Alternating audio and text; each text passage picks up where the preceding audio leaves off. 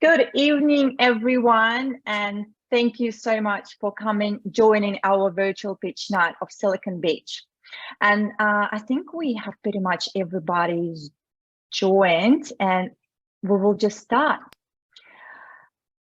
So again, welcome to our virtual pitch night that we organize once a month, and we are open to all our beautiful startups to pitch. So I will start with introducing myself. My name is Olga Babnova, and I'm a founder and CEO at gday. We're a brand management and marketing agency who are focused on creating and executing brand and marketing strategies, communication plans, and engagement programs for the tech industry. I'm also involved and really pleased to be involved with Silicon Beach community and help with marketing communications, as well as assisting with virtual pitch nights like tonight. Before we get started, I would like to acknowledge the traditional custodians of the land I am standing on here. I pay respect to the all elders past, present, and emerging, and extend the respect to all Aboriginal and Torres Strait Islander people of today.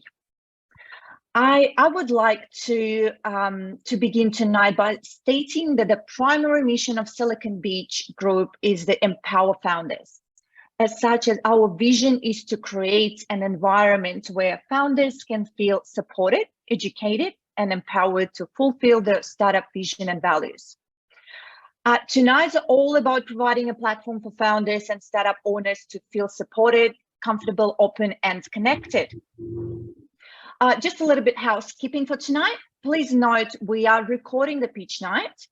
Please mute your audio so that there are no extra noises.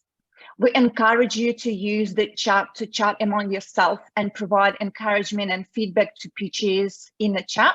So you also can exchange your contact details, send links to your LinkedIns and other social media, so you will stay connected. And finally, smile as we are going to take a quick photo. So if you don't want to be on photo, that's fine. You can actually turn your video off. But if you want to be on photo, please turn your video on and David will take a photo. Okay, and we will just give like a couple of seconds to everyone.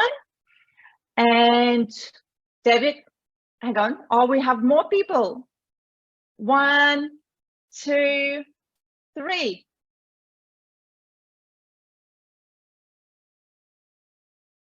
Awesome. Awesome. We have thumbs up from David. And before I introduce the judges and prizes up for grabs tonight, I would like to take a quick moment to acknowledge our community sponsors and partners that support the Silicon Beach community. And David, over to you, please. Thank you so much, Olga, and welcome everyone to our 10th virtual pitch night of year 2022. Yeah, we're looking forward to an amazing event again with awesome pitchers, purpose-driven founders, and great pitches. And yeah, getting as many eyes as possible onto you and your startups. And throughout the year, we had multiple startups that through pitching here at Silicon Beach and through us sharing their pitches through our social media that got contacted by VCs and angel investors, not just from Australia, but actually from everywhere around the world. So it's really worthwhile putting your best foot forward here. And yeah, our thumbs are, all our fingers are crossed for all of you to actually have a good pitch. And please feel free to reach out if we can help even more with spreading the word. Now, what we do here would not be possible without the help of some of amazing people and companies and organizations throughout the Australian startup ecosystem. And first, I would like to acknowledge Kate from Silverpan Studios. Kate and her team are helping with everything to communicate your business value proposition to your target audience. And Kate signed up to sponsor us for the next 12 months, putting up some awesome lunch and learn sessions. So please follow her and follow our YouTube channel where you can see the recordings to Kate's first masterclass about storytelling for startups. our newest sponsor, and we're really excited about that one. It is the City of Melbourne. Yay! The City of Melbourne is going to sponsor our next 3 on-stage events that we run, on-stage pitch nights that we run at Melbourne Connect. And the next one will be already at the end of this year, in December. So we encourage every startup that is working in the environmental space, carbon dioxide reduction, to actually apply, get in touch with us, register for our December virtual pitch night, and then join us mid-December for our end of year pitch night at Melbourne Connect. Besides of sponsors, we also have community partners like wonderful Olga, our MC of the night, who everything tech startup support in marketing, blockchain, web free. Please reach out to Olga and her team. They are doing an amazing job in getting your company out there and getting you connected to your target audience. And we have affiliate partners like James Spurway, who is joining us today on the judging panel as well. James is a serial entrepreneur and funding expert, and he's a wizard in connecting founders with investors. So please get in touch with James if you're looking for funding, and we will share the links to our other affiliate partners as well. Whenever you approach them and get services from them and you pay them, you support Silicon Beach as well, because some of your money will actually support that we can do what we're doing here to support you. So I think I've spoke enough. Back to you, Olga, please. Let's get the party started. Awesome. So before we get this party started, I actually have to introduce all our judges, and I believe, just don't go far away. I will start with you. So our first judge is David Hoser. David is a lead of Silicon Beach and founder of Think Innovation. With a degree in engineering and mechanical design, David did spend over 10 years in machine tool industry, where he served in roles as a lead engineer and project manager in the design of complex manufacturing machines for the automotive, aerospace and medical industries. Thinking outside the box to solve wicked problems was always a passion of his. The experience that he gained in the creation and implementation of innovative ideas motivated him to start Think Innovation, and most recently the Think U Beta startup and business pre-accelerator. Well, please unmute yourself again and share your prize with us. Thank you. Oh, it's me again. Yeah, my prize is 3 half-hour sessions with one of the winners to go through the product market fit and help with getting that mapped out correctly, so that when you start into developing your product and you put the money where your word is, that you actually have a high certainty that your product will actually meet the customer requirements. So that's my prize, and yeah, looking forward to work with one of the winners. Oh, and let's do a Silicon Beach prize as well. One of the winners will also get a featured post on Idea Spice to reach all of the world with their startup idea. Let's give a 4th prize out there. Oh, brilliant! That's lots of prizes. Like, I'm really excited. Well, but we just started, so. Our next judge is James Spurway. We already mentioned James, and he's from Indochina Consulting. James is an author, pilot, serial entrepreneur, and impact angel investor.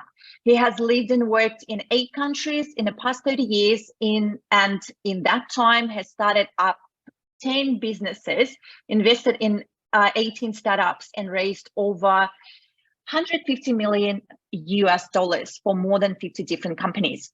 James is married and has 1 son, attending university in Munich, Germany. He loves learning new skills and a knowledge acquisition, a trail running, and high seafood.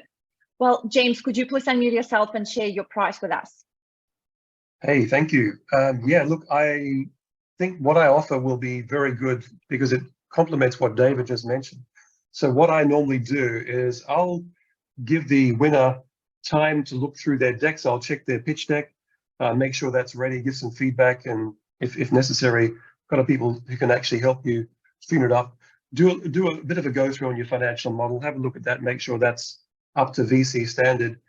Make sure your capital valuation, pre-money, post-money, is sitting within the boundary of what investors are going to be expecting. And also have a look at the data room documents. Make sure that you basically got what you have to get before you start reaching out to investors. So I call it the investor ready check pack, so that when you actually start talking to investors, you don't get shot down with like, where's that, why is that, right?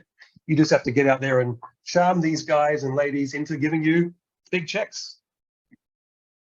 That is a brilliant prize. Thank you so much, James, and good luck, everyone. But someone will grab this prize tonight. And last but not least, our lady judge for tonight, Renee Coman. Thank you so much, Renee, for joining us. Well, Renee is passionate about helping others create sustainable and meaningful value through diversity, empathy, and technological innovation. Wow, that's great.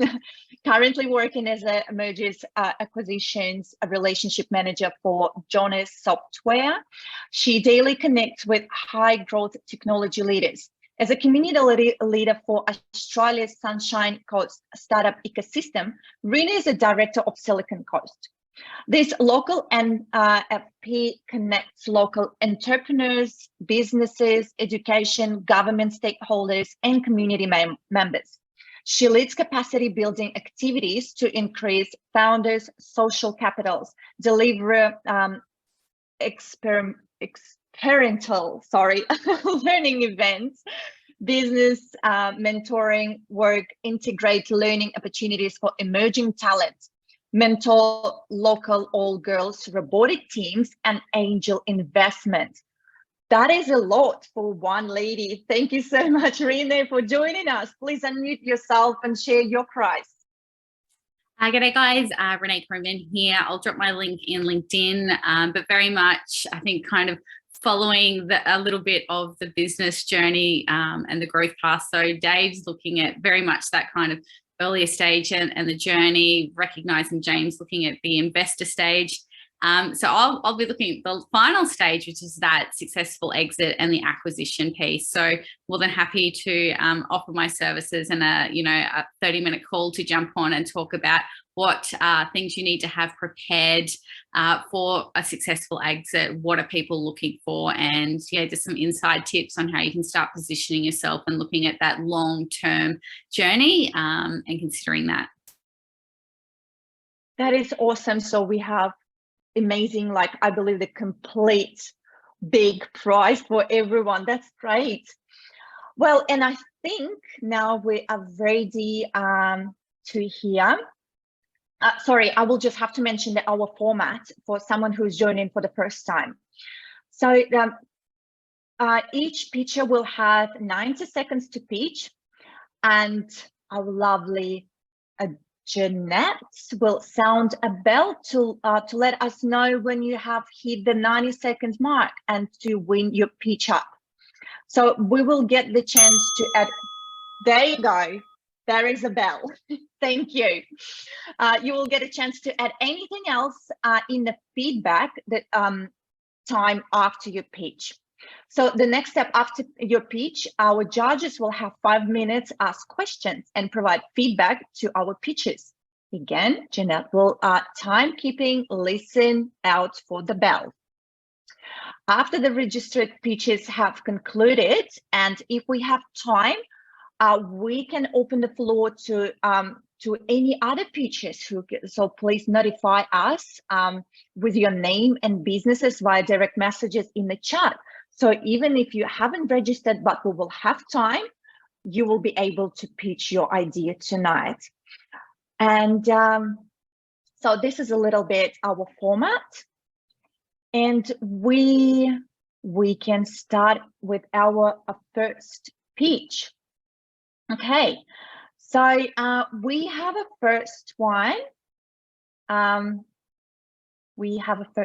It's a Galo Borja from Easy. Galo, are you here with us? Please unmute yourself and tell us that you're ready because you're the first one. Sorry, yes. Sorry. Awesome. Hello. Yes. How are Hello. you? Fine, thank you. Oh, yeah, I'm great. Thank you so much. So we're all ready to hear your idea. Are you ready? That's the most important question. Okay, yes. I'm ready. Okay.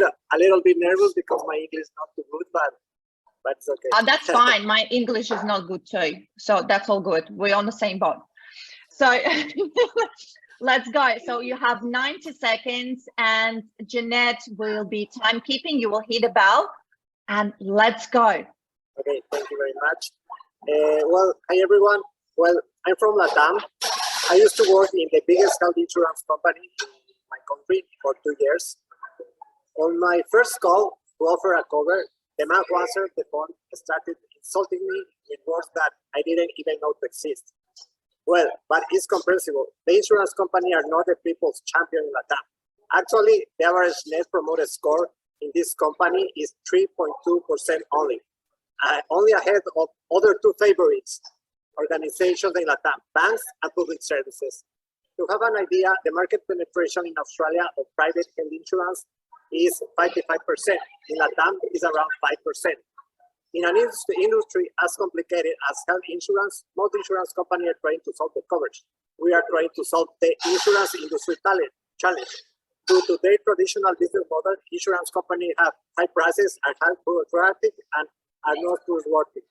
We want to build a digital insurance to reduce operating costs. It allows us to offer comprehensive and on-demand coverage at affordable prices, simplifying both products and services, and giving the users the confidence to manage their coverage, the coverage and information in a digital ecosystem.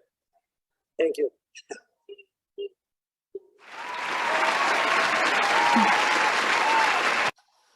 That's great. I think we had a little slightly noise problem, so you might get some questions from our judges. But well, thank you so much for the pitch. Was it your first one, or you pitched already before? No, it's my first one. Well, congratulations with your first pitch then. Okay, so judges, who would you like to go first? Who wants to mute? David? I was first, yes. James. I really was first. Hey, Galo, great pitch, and congrats to your very first one. Very much. Sorry for my English. That's okay. You a little bit hard situation here with English and then a bad connection, but we will get it sorted anyway. So I understand you revolutionized the insurance industry, simplify product and services. What factor of that is tech enabled?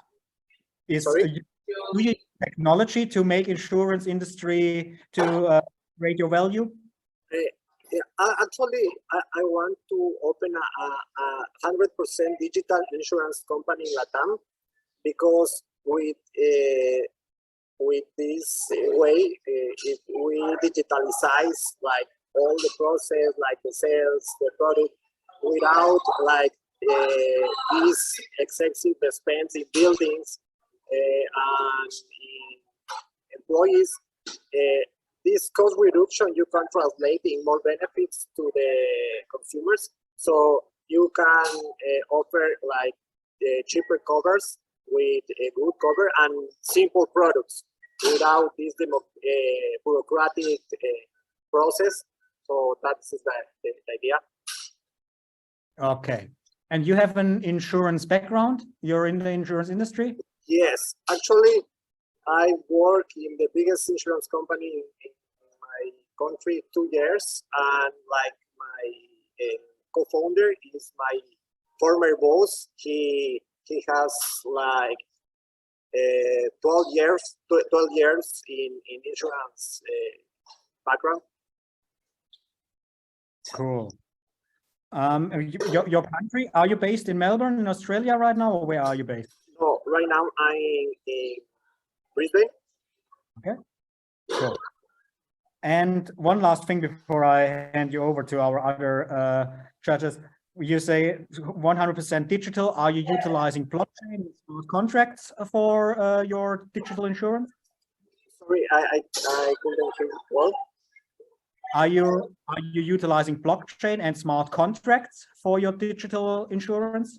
That is like in the roadmap, but it depends about our CTO, because the idea is to start digitalizing all these kind of claims to be faster.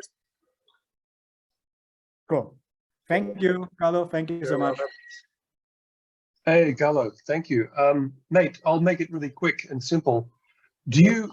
Are you talking about reinventing the actual insurance, let's say, life cycle, or are you just going to become a consolidator and an aggregator of different insurance policies, offerings, and someone comes to your platform and compares and chooses, you get a small coupon, you clip the ticket, but the actual contract is kind of like with the prime insurer?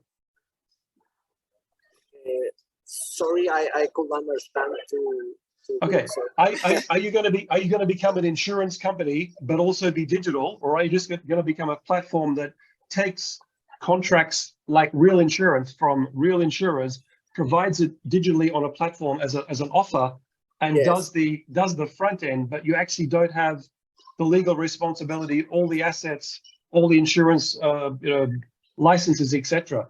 Meaning more or less like a front end platform for other insurance companies? Well, no, actually, I want to be literally an insurance company. So I have to constitute, I think is the word, like a legal insurance company to sell these products, this cover. The thing is that I want to do it that way because I can manage all the customer journey. So if I like distribute other insurance companies, there is the problem that the claim, the time to take the claim, to pay the claim, is the time that the insurance company, like a traditional insurance company, is gonna pay. So I think is that a problem? So I prefer to open a digital insurance company that offer covers, comprehensive covers and on-demand covers through the app, and I'm in charge about all the process, like to pay the claims, to the sell. I want to like reduce the sales force. I think this is other problem in the insurance company because there are a lot of misunderstanding, because when the sales force want to sell, sometimes omit things, and that is a headache after, and a lot of people. Yep. Yes, okay. Yeah, understand. I better get off because thank you for the answer, though. Okay. And Renee. Thanks, Olga. So thank you so much. It's always difficult pitching, regardless of how many times you've done it, let alone your first time. So kudos for getting up and giving it a go. My question for you, and I'll turn this into a little bit of a question, but also a call to action, is what are the next 3 steps for you to validate and get this from an idea into an actual solution, and what support will you need, and maybe call out for any needs that you have and how people maybe on this call can help you with that? Okay, first, I think that I'm looking for a mentor or a person that help me, that is helping me to start in this environment of the startups, to helping me to do the correct things. I think this is the first step. Maybe someone that want to invest, but more like invest with their experience more than the money. And the other step is I need funds to start building the tech team, because this company is more a tech company than an insurance company. I think this is one of the main difference is not the same to be a tech company that sell insurance cover, that insurance cover that that wastes money in technology, because in the company our core is gonna be the tech part, you know. So that's the second. I want to start building a very highlight team of engineers. And the third one is, do a pitch in a pre-seed round or seed round to start operating in LATAM.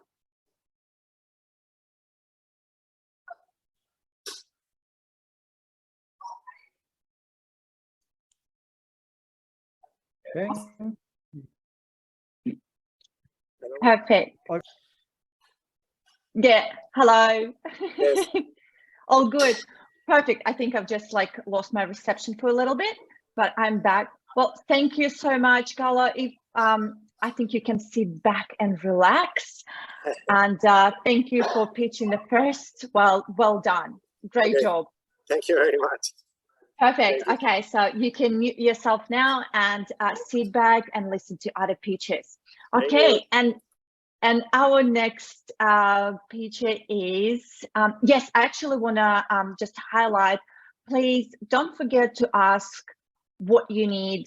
If you're raising funds, how much, if you need some help, please don't forget to mention that as well. So at the end of your pitch. Okay, so our next pitcher is Paul Chappell. I hope I pronounced it right. Okay, Paul, are you here with us? Yes. Yes, I am. Sorry, that took a little while to connect through. Hello, everyone. Thanks for having me. That's all right. Thank you so much for joining our virtual pitch night. And the main question, are you ready? No, but let's go for it anyway. Okay, let's give it a go. Okay, thank you so much. And your 90 seconds starts right now. Thanks. Hi, Beach Clubbers. My name is Paul Chappell. I'm the founder and managing partner of Brand & Story. We're a successful independent creative agency here in Australia. We work with Qantas, Intercontinental Hotels, realestate.com.au and other leading brands. I've been working in advertising, production and broadcasting for over 25 years. Anyone outside the industry would probably think that marketing is one of the more progressive, entrepreneurial and tech-led industries, and marketers would have you believe anything. There's still a huge problem that has yet to be addressed in this industry, and it's called briefs. Creative briefs, strategic briefs, design briefs, PR briefs. The brief is actually one of the most important documents shared between a brand and their agency or production partner. And yet it is still a very tedious and manual process, writing a brief on a Word document, sharing it via email, and hoping like hell that the person receiving it is going to file it in some sort of folder, in some sort of order. This has been a problem since I started in the industry many years ago, and it continues. Only in the last 2 weeks, I've had clients asking me if I have a proper brief template and could I share it via email. Well, I've had the headache for long enough and I'm doing something about it. It's called Briefsta. Briefsta is an online platform that shares and collaborates information between brands and agencies. It improves data sharing and information that you can capture, and it also trains people as they're writing briefs. I've gone over time, but essentially Briefsta is really the start of something truly special, particularly in the brief writing process, and we're going to radically change the way that marketers and brands communicate with each other. Thank you. Awesome. I had too much to say. Thank you so much, Paul. That's all right. And, you know, well, I understand you as a marketer. I write briefs for my own campaigns. Like, I know what it is, so I feel your pain. Yeah. And thank you so much for pitching. And I believe our judges have lots of maybe questions or feedback. Okay, who's going first? Over to judges. I think I can see Renee wants to go first. Yes. Awesome. I don't know what I love most, the actual pitch and the concept or the sound effects, but kudos to that. That was awesome. I wish clients clapped me after a presentation, but they don't. Look, absolutely awesome idea, particularly having just recently to have a marketing background myself, so totally see how appropriate it is. But even more so, for the first time, I was a client of a marketing agency in the last few months, and it was interesting. We'd go into meetings, they're like, oh, I need to confirm if that was in scope of the brief, and there was always this elusive, you know, is it not in brief? So I guess you have the industry domain experience. Similar to my previous question, what's next for you to turn this from an idea to actually executing it? What would be those next 3 steps, and what support do you need? Yeah, sure. So I've partnered up with a CTO who's very experienced. He's just come on board. We've been dabbling at this for a while. COVID came. We got really busy as an agency. So I'm now sort of really focusing on it again. We're building out an MVP at the moment, which really addresses just the digitizing of the manual process for now. But we're building into it a lot of really interesting tech, from, you know, deep learning and AI to potentially looking at blockchain as a way for transactions within those briefs to occur. So we've got a build phase probably of the next 3 months to get the MVP ready. I'm trying to bootstrap it at the moment, so I'm not necessarily looking for funding per se, but once we get to proper seed stage, I think that's when, you know, we'll be knocking on doors to really build it out. This is a global platform and it's a global problem. So we, you know, as a marketer myself, I know how important it is to get it out into the world and really make sure that, you know, we're marketing it properly. Awesome, thank you. I think James just unmuted. Yeah, g'day, Paul. Monetization from an investor point of view, it's B2B, it's going to be subscription based, so it's like a SaaS platform. Are you going to try to monetize it from both ends, meaning brands will have to basically pay to get on as well as agencies, or not? And then the second question is, although you've got a tendency, and probably your experience says, big brands, bigger account size, you know, same work, larger amount of revenue, I suspect that it's the SMEs who actually need this, maybe can't pay as much, but like there's a whole lot more SMEs in the world than there are large companies. So are you going to have a multi-pronged approach, or just try and go for the big end first and then work your way down, or the small end first and work your way up? A lot of questions in there, but no, great questions, and that's what we've been trying to solve and to sort of work through since the inception of this idea. To answer your questions, we've got a 3-tiered pricing policy. Obviously, there's huge scope here for enterprise level. So all the holding companies, you know, the big agencies of the world, WPP and Dentsu, you know, this is something where, you know, we can approach them, and obviously they have hundreds of agencies underneath their domain, which we can tap into straight away. So enterprise is the end goal, but you're right, SMEs, I come from a small agency. I've got a lot of mates who run their own. This is they're waiting for this to be ready so they can use it. We see that as the initial stage of not only testing and iterating, but getting into those smaller agencies and broadcasters. I worked in radio for many years. You know, and worked with briefs every day. So getting them in, using our clientele as the guinea pigs and testing, and then, you know, going from a smaller clientele up to the holding companies. In terms of, you know, the two-sided marketplace, one of the issues that we're solving with Briefsta is that agencies have sort of held the domain of owning the brief. They see it as their IP because they've written the questions a little bit differently. But marketers actually want to be able to control the briefing process, and Briefsta allows them to do that. So we put it back to them. They can own the brief. And then agencies, once they start using it, they might want to use it for other clients. And they will need to then subscribe to unlock all the different tiers and functions of the platform. And the cynic in me tells me that's exactly why I asked that question. Like, if you think about it, vague is better than transparent and clear. So I don't know. The cynic in me says they know that it's a good thing, but do they really want to use it, or maybe not? They may or may not, but there's more marketers in the world than agencies, and I'd be happy just to capture that if that's all we get. Exactly. That's the pragmatist coming out. Cool. Thanks, Paul, for that.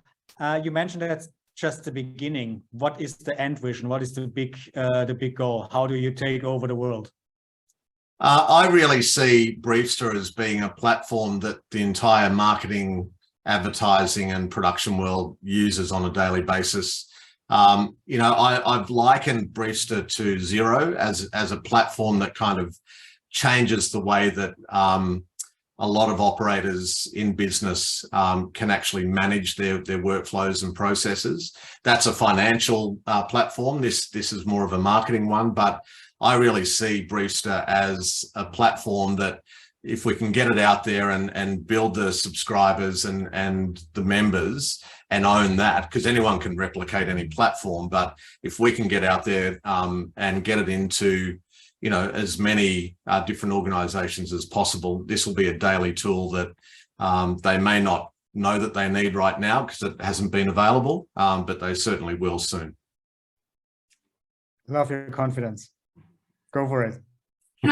I'll just jump in. This is probably outside normal, but just want to throw some thinking for you to percolate over, Paul. But knowing that there's more and more MarTech solutions coming up, it could also be interesting to think that instead of going down the traditional route of positioning it towards agencies and looking at the two-sided market, it could be looking at what is an API solution and a white label for other marketing solutions look like, and your customers actually being other software providers as well. That just some food for thought. Yeah, absolutely. We've got our eyes on the Adobes of the world and others for later on, but I think we just want to solve the problem first, and then we'll look at how we exit maybe next month or the month after. Yeah. But thank you. That's great advice. Thank you so much, Paul. Well, see, like you had a great opportunity to tell us more, and it's always great. It's not just 90-second speech. Okay, thank you so much. Now you can sit back and relax, and we are going to Karen Kim. Hello, Karen. And Karen is from Hello Music World. And just want to say before we start, don't forget to mention what you asked for, like any help. That's what Renee mentioned when she's like start to talk. Okay, so are you ready, Karen?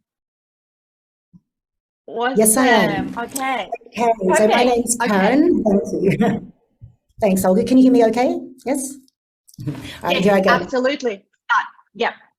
So my name's Karen Kim, and I'm the founder and CEO of Hello Music World, where anyone can learn music anywhere, anytime.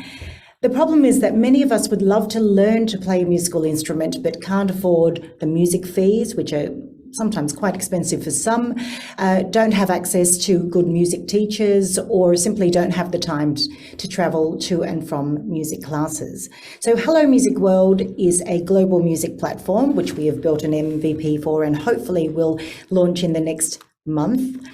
And this is for people of all ages to attend classes and events from your device, from the comfort of your own home, to learn in real time and be inspired by musicians, including songwriters, teachers, and performers around the world. I've been running a music school and events company for over 30 years, so know a thing or two about teaching music. And I'd like to bring that whole culture and community onto the global platform. And one good thing about the lockdown was that we could experiment and test this all out online with different classes and workshops, including orchestra online and even international events, fundraising with music performances to build a kindergarten in Ghana and sponsor students' school fees in Uganda. And we also produced a healthy revenue, which you can ask me about later. The online music education industry is growing exponentially, predicted to reach over 1 billion AUD by 2030. So I believe we can tap into this because the world loves music and needs more music. And I'm looking tonight to raise 500K to hire an IT manager and bring it localized instead of outsourcing overseas, and a customer support manager, which will cover a 2-year runway and help grow Hello Music World to the next level. Thank you.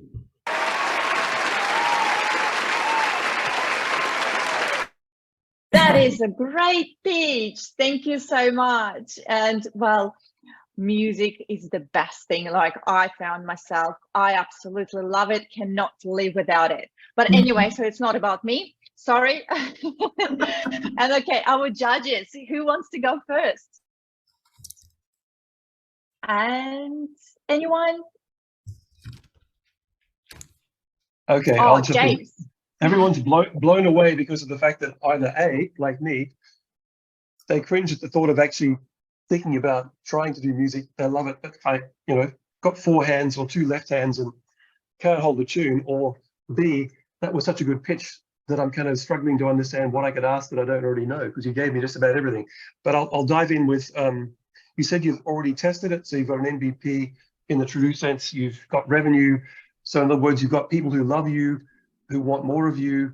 And so you're basically in revenue and you're asking for money just to grow that out, add team, start developing and marketing, right? Is that what that money's going to? Yes, yes. And I really want to bring music to the world and make an impact. So it'll be a social impact company. So as you can see from my examples, we've already partnered with some NGOs overseas, and we think that music is empowering, not just for the individual, but for the community. And as Olga's saying, we can't live without music. Lovely. And I think it was David, yeah. Okay, Karen, so good to see you again. Well done with the pitch and with your traction.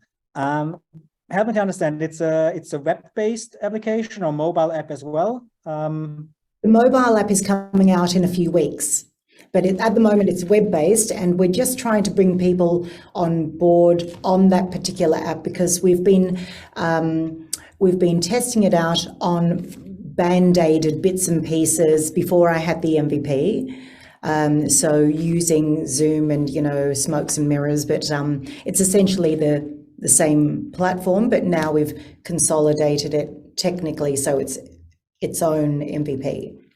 Does that make sense? It does. So you already have a team, or you outsourced the design and development so far? Yes, but I'd like to take over that whole machine, I guess, and instead of having that team overseas, I just want to have my own developers, because there's so much more that we can do to make it really unique and enhance the experience. Who knows, we might even bring in some VR and holograms in the future. And also pianos that you can connect, actually, that's already in existence, where the teacher plays overseas and it plays on your piano. So you can just feel the finger dents and just put your hands over on top. Cool. So you have revenue, you're positive cash flow. What is urging you to ask for money and not bootstrap it a little bit longer to create the revenue to pay the IT manager and the customer support manager out of the revenue that you're making? That's true. I mean, that could be an option. It will just be slower. And I've been at this for 30 years and I'm not getting any younger. So I just thought, this is my last chance to really exponentially grow and to scale it with a proper team. Excellent. Cool. Best luck with that. Thank you. Thanks, everyone. Renee? Yeah, no worries. Karen, awesome pitch. I think that's, and for others that are on the call, it's a really great demonstration of being really clear and concise and compelling. You knew exactly all the points you had to talk to, and you did that on time, and it was very clear. So Thank you very much for that. So just confirming, it's the business model as it currently stands is a peer-to-peer marketplace. Is that correct? Yep, so it's two-sided, but I really want to bring in B2C, B2B, sorry, because we've been experimenting with that so that other companies can bring on their own branding and just be a part of a global community and share resources. So I want to build the library and have a huge online library and like a hub of knowledge and sharing and concerts and events. Because that was going to be my question is, once you've connected, you know, musician with teacher, what do you have in place to help retain that stickiness, and why do people keep using that platform once that relationship has already been formed? So one example would be to have global concerts for amateurs.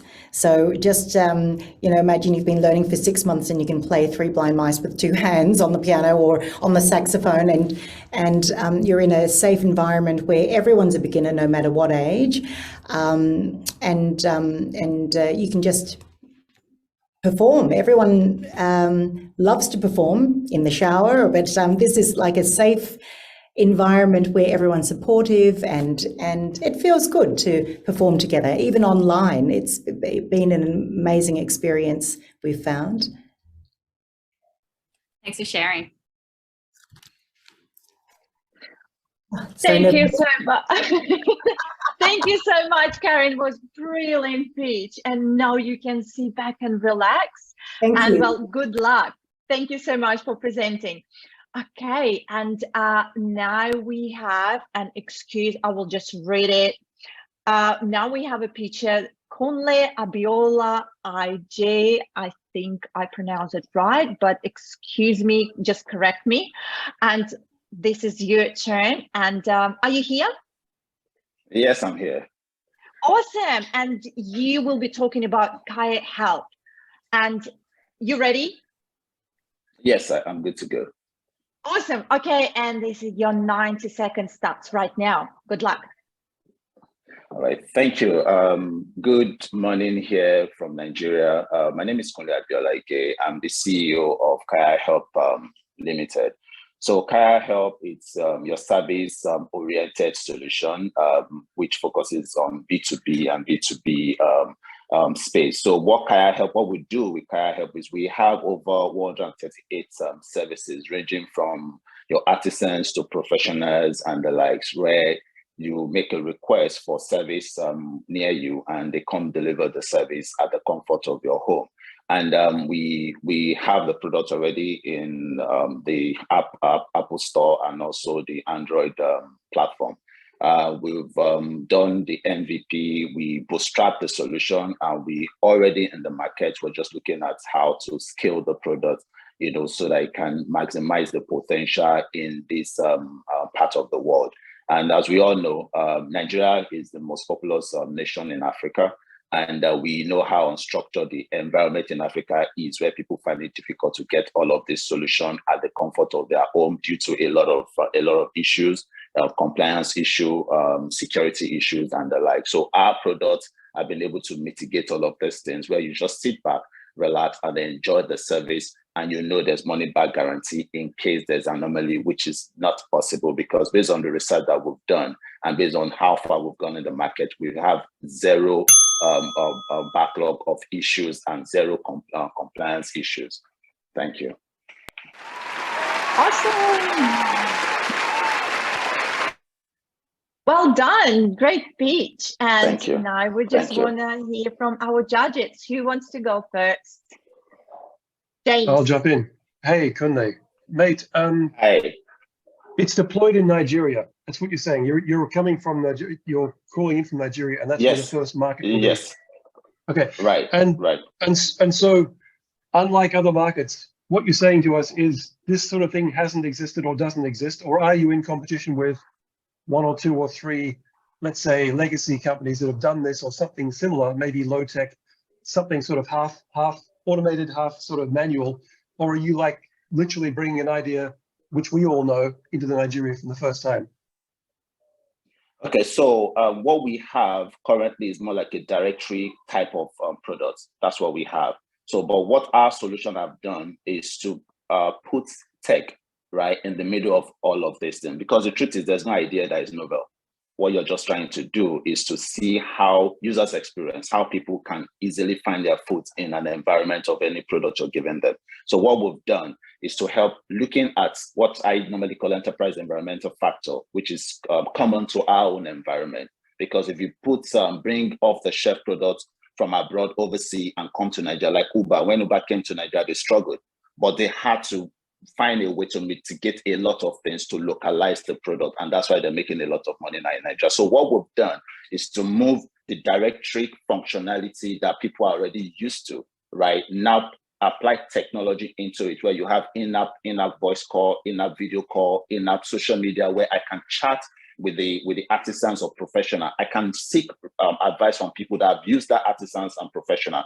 I see the ratings, I see the reviews. I can make security check on that, all in that same product, right? So we just mitigate all of those things and represent it to the people, and it has been making a wonderful return. Two quick follow-ups. Are you taking responsibility for all of the checks, both legal checks, usual police checks, health checks, so that anyone on your platform? Oh, brilliant question.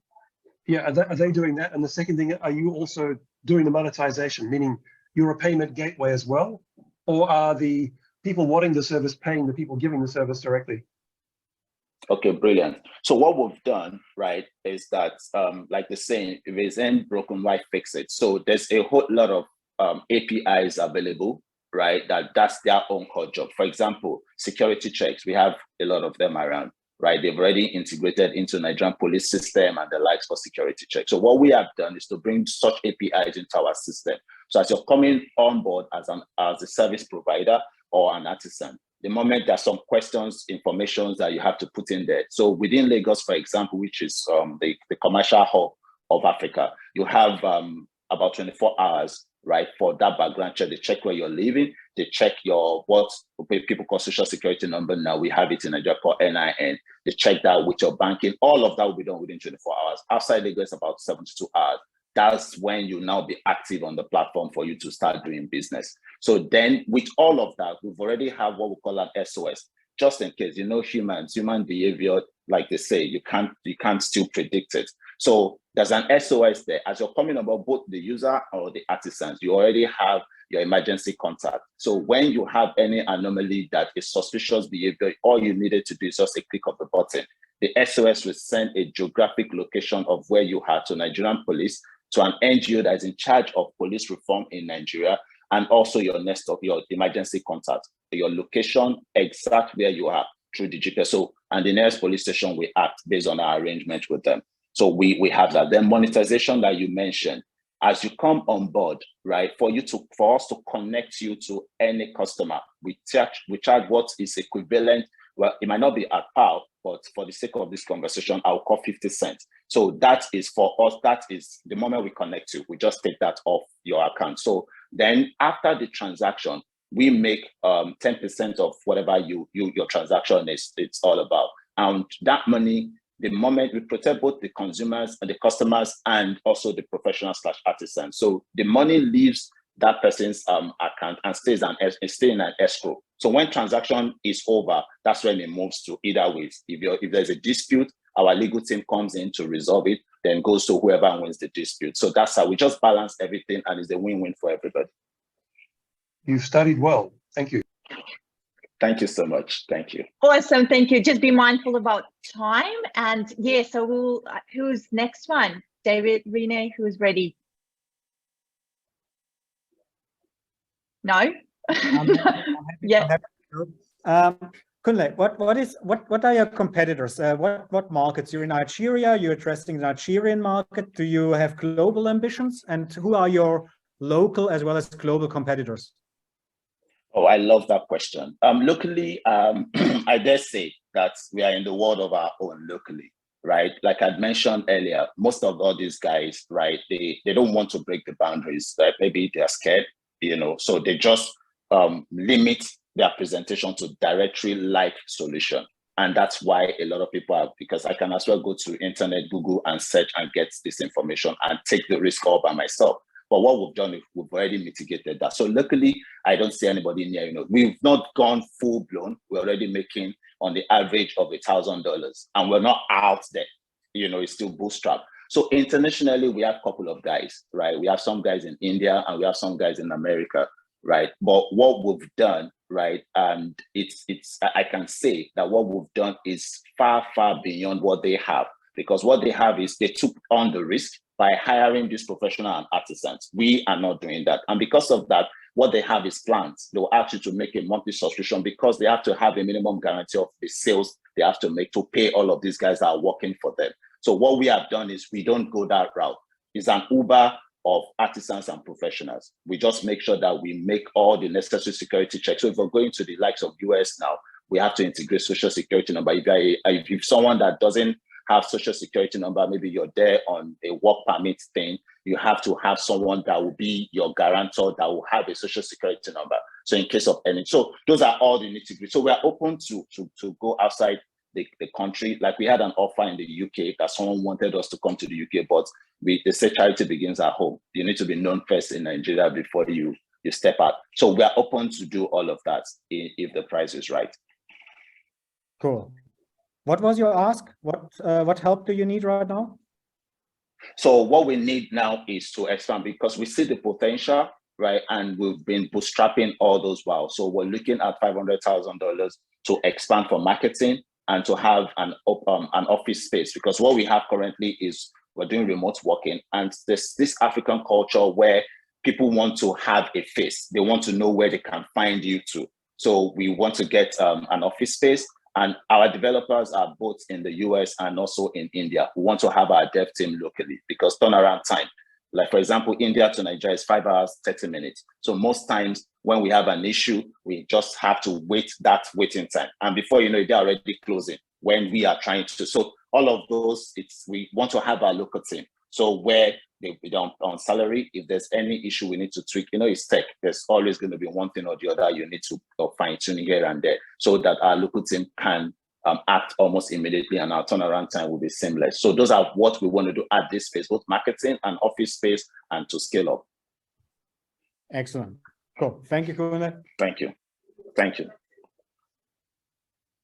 Yeah, I guess my question would be more about what have you been doing currently on the marketing front to cut through? Obviously, it's quite a unique way of offering things. There's a lot of security. It's creating new revenue streams for people, and I'd be curious how you're currently telling that story to onboard new service providers, but people also seeking those services.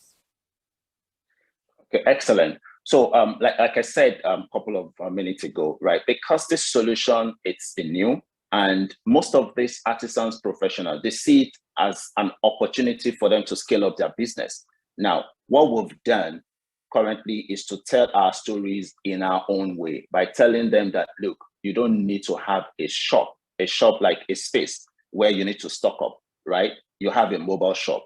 Come on our platform and maximize your potential. For example, I've been using this solution since the MVP to cut my hair, right? And on the average, based on our statistics, what we've done is that as someone that knows how to cut hair, right, you can make on the average per month over $2,000, of which if you have a shop, you still have to pay for the rentage, you still have to generate your power. So the overhead is killing. At the end of the day, you can't even live above the water. So those are the stories we've been telling. But unfortunately, right, the funds will focus most of the funds to make these products ready. As I'm talking to you, it's both on iOS and Android platform. So now we need to take the voice and take the product out there for people to know that this exists.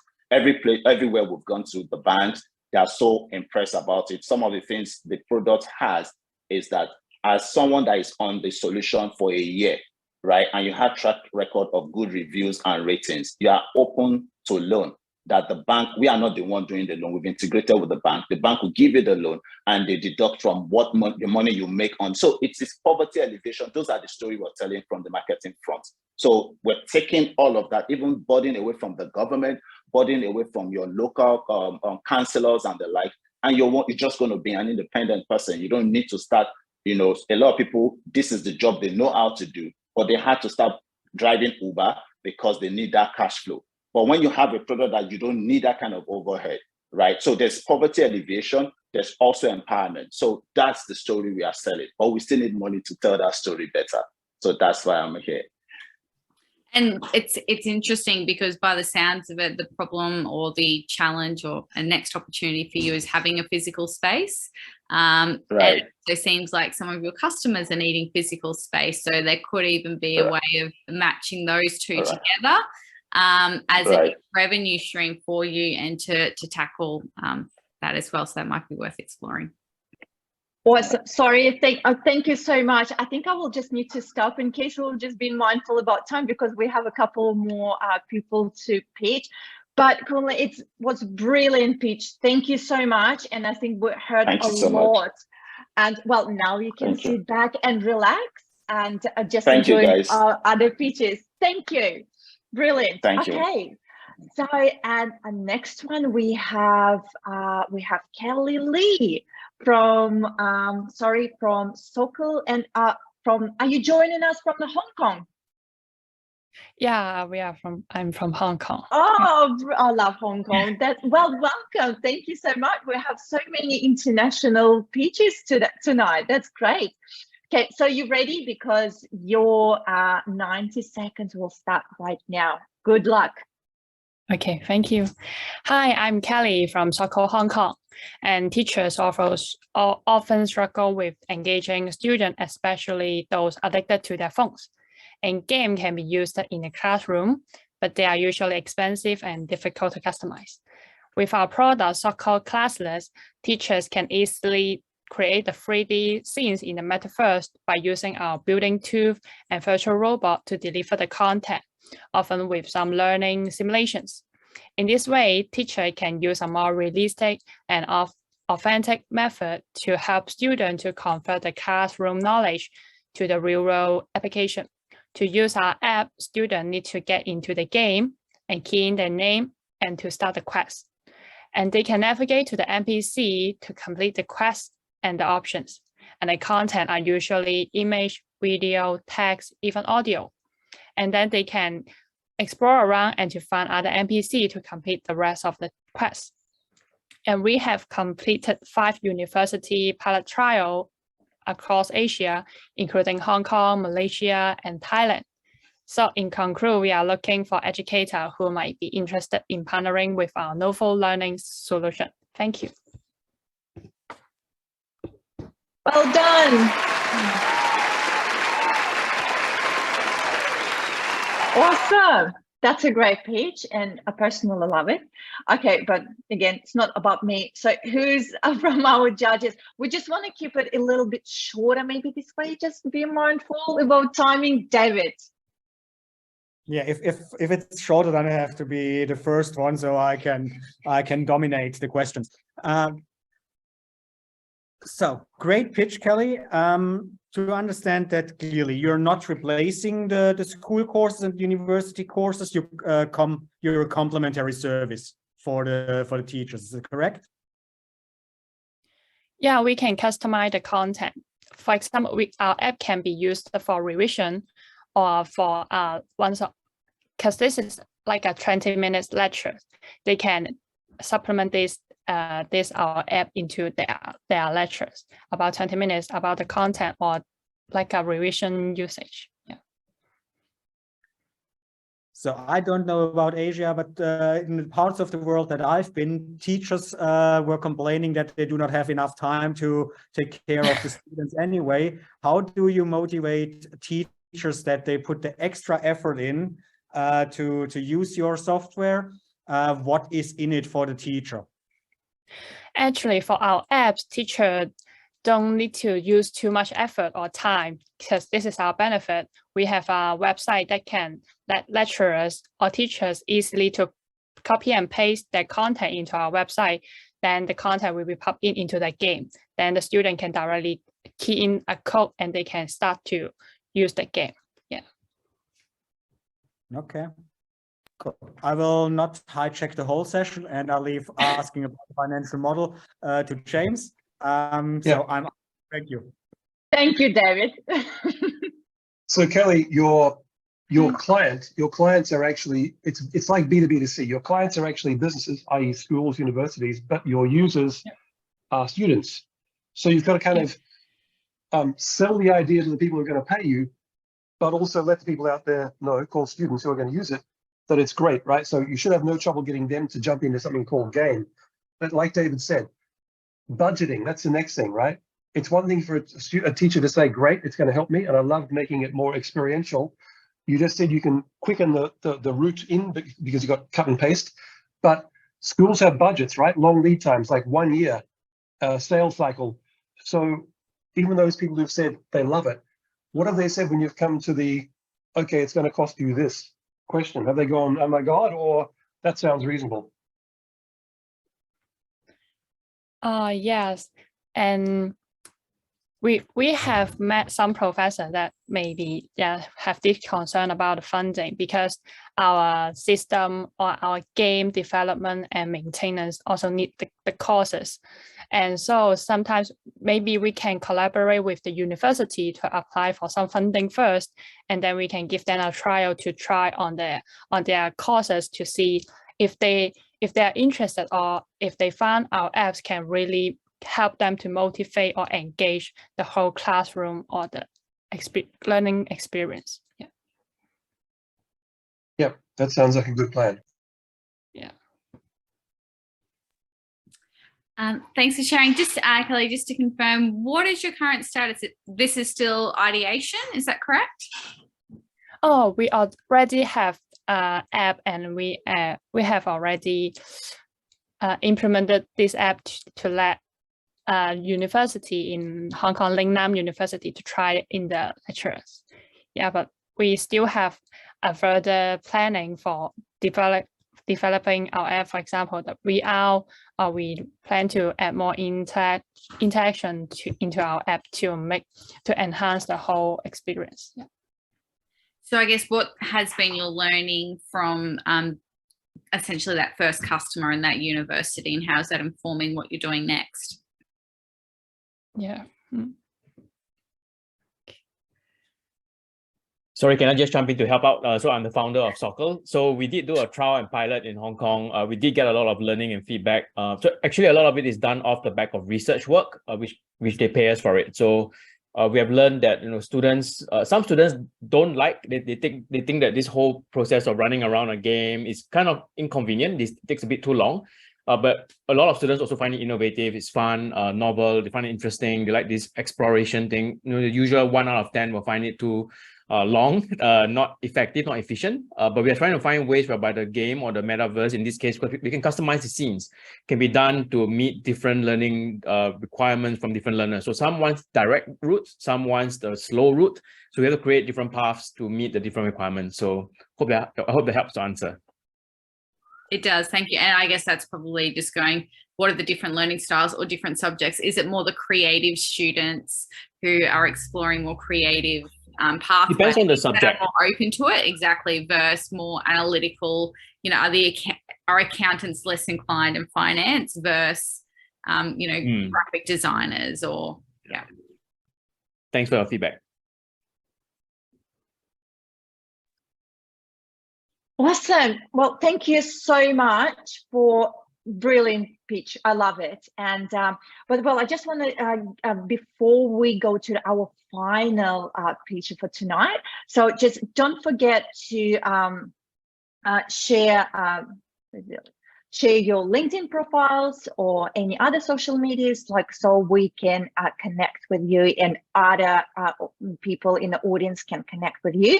So just chuck it in the chat, and we'll be happy to connect with all of you.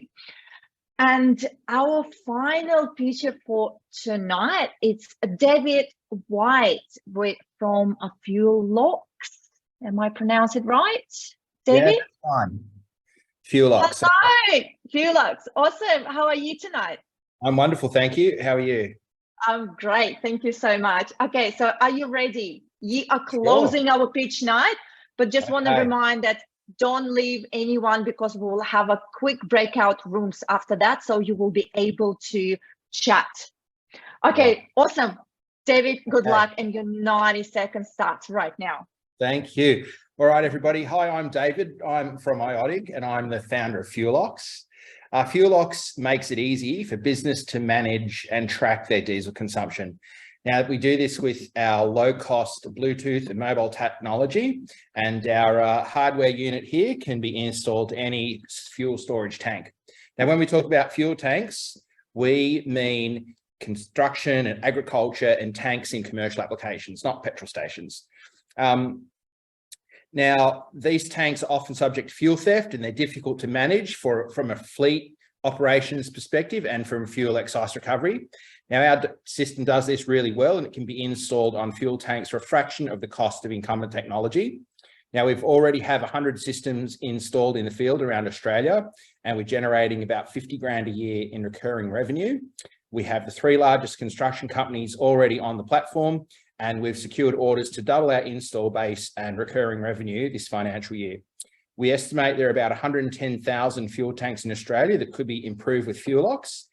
And with an average income of about $600 per tank, this represents about a $60 million opportunity here in Australia alone. Now, we're raising money for our upcoming seed round, and this will enable us to take the technology across Australia, build an integrated dispensing system, and prepare our platform for international growth.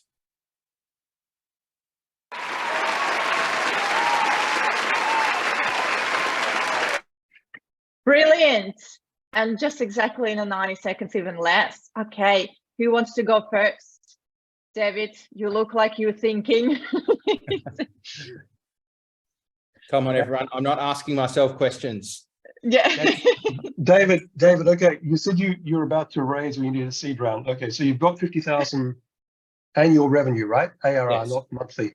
Yes. Yeah. Okay. And you're trying to raise how much at the moment? We'd like to raise about $500,000. And do you have an idea of what you value yourself at? About 1.2, 1.5, subject to negotiation. Okay, that's realistic. Cool. Okay, and the other thing is fleets. Yeah. So you're into construction companies, you said? That's correct. That's correct. Taxis have all gone LPG or electric or hybrid or whatever. So I suppose taxis would have been a massive clientele, but no longer. So well, maybe, but lots of passenger cars and taxis tend to refuel at through service stations. Our Right. customers tend to have fixed plant in difficult to reach locations. So they've got excavators or piling machinery or generator equipment on a construction site. CPB are one of our major clients, and they do a lot of road and tunnel construction. Okay, so it's really a cost saving idea, or is there some way that by doing certain things like being more efficient, they can, I don't know, tap into better insurance premiums or something from the government or whatever? Like, is there other ways that they can incentivize themselves for being better at using less?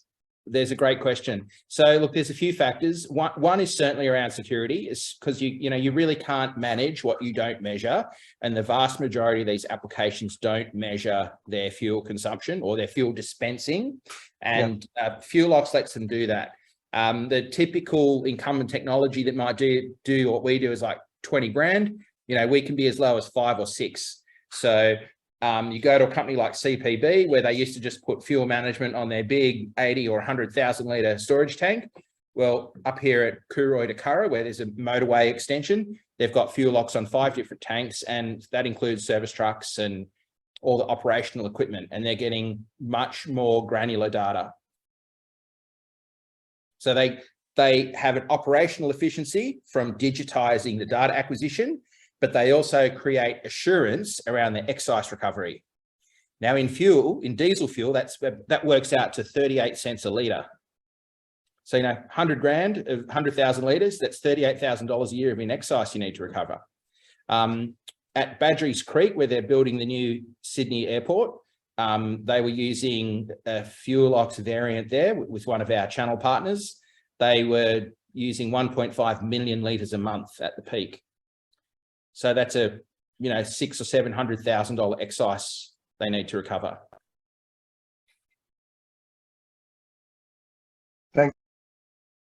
Thanks for your questions. Anyone else? Dave, I love that you had the video in the background, but you also showed some hardware. Yeah. What is it? Hardware and software? Is it one or the other? So the hardware controls the pump, and the common smartphone becomes the user interface that the operator uses to pump the fuel. Yeah. Cool. So you get revenue from the initially from the hardware, and then reoccurring through the software. That's right. That's right. So we've done about $150,000 in sales financial year to date in hardware, and then we get the recurring revenue from the app and the Awesome. Thanks for your question, Renee. All right. Thanks, David. Hello, David. 80,000 tanks, you said you're aiming for? Well, look, there's about 110,000 tanks in Australia that don't have any form of fuel management. They could all benefit from a product like Fuellox, but you know, we're not going to claim that we can get 100% market share, but you know, it's a considerable opportunity. Okay, and that those are construction, mining operations, agricultural, farming operations? Yeah, construction, mining, civil construction and earth moving. There's lots of little manufacturing, small transport, agriculture. What's the minimum size of operation, the minimum fuel consumption where actually your technology makes a significant difference for the operator? Sure. Well, that's highly dependent on the client and their operational requirement. But I've got customers with tanks as small as 400 litres using the Fuellox system. Okay, that's tiny. That's tiny. That's right. And in any marketplace, as you know, you've got the incumbents compete for the top end, but then there's this very, very long tail that carries on. And we've built our product to work in that tail where the incumbents don't play. And you know, I've tried to design this model based on disruption science from you know, various commentators, but you know, playing in a space where the incumbents aren't is a way to creep up on their competitive radar. Cool. Sounds good. Have you already plans on how you can make it even more affordable, the hardware? Exactly. Yes, we do. We've secured an order for 100 systems, which is basically bankrolling us to micronize our electronics. We're going to have a much smaller unit, much lower cost. Our cost of goods is going down by about 80%. And yeah, we're also updating our backend and our platform and everything. Yeah, that's what the investment we're seeking for. It's to finish off that development and help facilitate this new business. Excellent. Well done. I think you're on a great path there. Definitely. Okay. And I think probably just the other thing I was going to add is a lot of the industries you touched on are seen by the public as probably not being the most responsible corporate citizens. So I guess what you do is help them minimize their carbon emissions and their fuel and allow them to be more responsible as well. Exactly. And by you know, tweaking our platform and changing our back end a little bit, we're going to be able to offer customers carbon reporting and eventually carbon trading so that they can, through the Fuellox platform, they could acquire a carbon offset for their construction and fuel usage. And David, sorry, I'll just jump in. Last question from me. I'm just thinking as you're talking, is your sensor what's it called? Specific gravity, you know, the gravity is the size of the molecule dependent, meaning can you go into avgas or kerosene or other fluids? Yeah, exactly. Yeah, okay. We already have some customers using AdBlue and the Fuellox tech. So it's kind of fluid agnostic. So it'll work with any kind of instrument that can measure any fuel flow. It can interface to those instruments. Yeah, you should mention that as well, because then people who have like less of an idea but see that as being big, don't have to disappointment. They're going to go, oh wow, so we could do this and this. Let their imaginations take full flight. So yeah, that's right. In your pitch. Aviation is a really challenging place to operate, and you know, diesel's not a hazardous good, so you know, there's lots of things to happen. But with the right cash flow and revenue, we can kind of pivot our tech to any application. Yep, cool. Okay, thanks. I've even thought of chemical dosing on little hand pump sanitizers. You know, we could monetize that. That's a brilliant pitch. Thank you so much, David. And it was something different. I believe that we had such a big diversity of all the startups today. And because we actually a little bit over time, it's actually a good sign. So everybody was involved in the conversation, but we'll still have some networking. So you will be put in the different groups and while we are discussing and talking about your pitches, but I believe that we can have up to maybe 7-10 minutes for everyone to talk while our judges deciding on the prices. Welcome everyone back, and our judges are really excited to share their prices. And I think I will just, over to you. David, I think you're already unmute, so go. Cool. Yeah. First, all the pitches were great. We had some technical issues with some, so were hard to understand. But anyway, we're always very impressed with the quality of our pitches, and congrats to all of you, especially those who did it for the first time. Now, before I announce my winners, Lorenza here, our awesome sales and marketing expert, would like to reach out to all of the pitchers to get a little bit of feedback from you afterwards. I hope that is cool with everyone. And cool. Now, who are the winners? First, the Idea Spice Prize to spread the word of amazing founder and their startup idea goes to Karen Kim and Hello Music World. So we will spread the word to hopefully get some more investors connecting with you. And I would like to work with Soqqle from Hong Kong as well. We're very well connected with universities here in Victoria, and we would like to see if we can get you a partner here in Australia as well. Thank you. Yes, Congratulations. Awesome. Thank you so much, David. It's 2 prizes. Great, 2 winners so far. And we're going to Renee.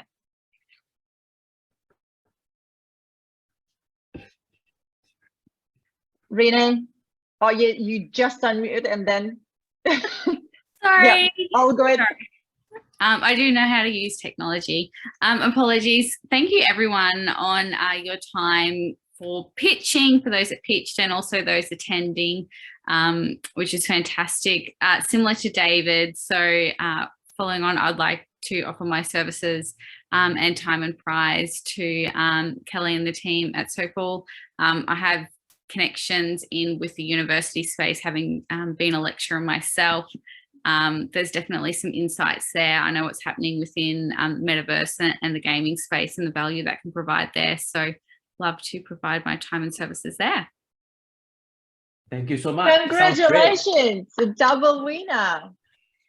Perfect. Thank you, Renee. And over to you, James. Okay, yeah, look, the more I do this, the more I kind of get blown away by just how people can come up with amazing ideas and then start to ideate and then start to execute. I've done it myself, but I get really excited and somewhat humbled when I see people do it, because I know how difficult it is to sit there and to come up with something which is like, okay, why doesn't that work that way? I mean, it takes a certain kind of brain to go, there's something wrong with this, or this isn't working, or why is this, and get frustrated, and then go, I know what I'm going to do, I'm going to fix it, right? And then actually have the guts to go through and do it. So, you know, like, that to everyone who's actually got on there and pitched today. So I think I can help David from Fuellox like right now.